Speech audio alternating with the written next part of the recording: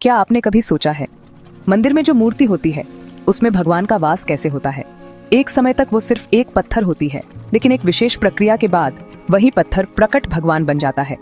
इस प्रक्रिया को कहते हैं प्राण प्रतिष्ठा। प्राण प्रतिष्ठा का अर्थ क्या है? प्राण का अर्थ होता है जीवन और प्रतिष्ठा का अर्थ होता है स्थापना, यानी किसी मूर्ति में आध्यात्मिक ऊर्जा का संचार करना। इसका मतलब ये नहीं कि भगवान उस मूर्ति में बंध जाते हैं, बल्कि हमारी आस्था और श्रद्धा से उस मूर्ति में भगवान स्वयं को प्रकट कर देते हैं। ये प्रक्रिया कैसे होती है? जब कोई नया मंदिर या मूर्ति बनती है, तब उसमें प्राण प्रतिष्ठा करने के लिए विशेष अनुष्ठान किए जाते हैं।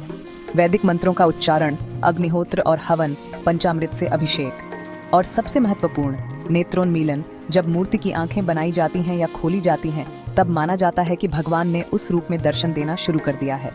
इसी पल पूरा मंदिर हर हर महादेव और जय श्री राम जैसे जयकारों से गूंज उठता है। इस प्रक्रिया का महत्व क्या है?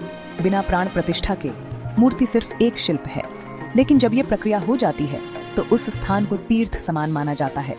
कहते हैं वहाँ की हवा तक पवित्र और रोघर बन जाती है।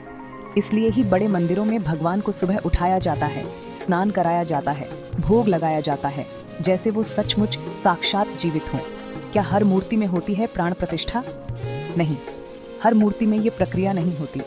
बड़े मंदिरों में जैसे काशी विश्वनाथ, तिरुपति बालाजी, सोमनाथ, वहाँ विधि पूर्वक प्राण प्रतिष्ठा की जाती है। घरों में भी श्रद्धा और मंत्रों के साथ सरल रूप में ये किया जा सकता है।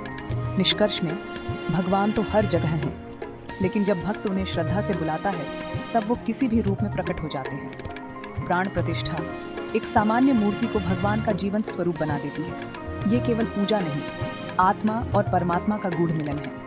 अगर आपको यह ज्ञानपूर्ण जानकारी पसंद आई हो तो भव्य लोक को अभी सब्सक्राइब करें और कमेंट में जरूर लिखें, मैं अपने भगवान को दिल से पूछता हूँ, हर हर महादेव।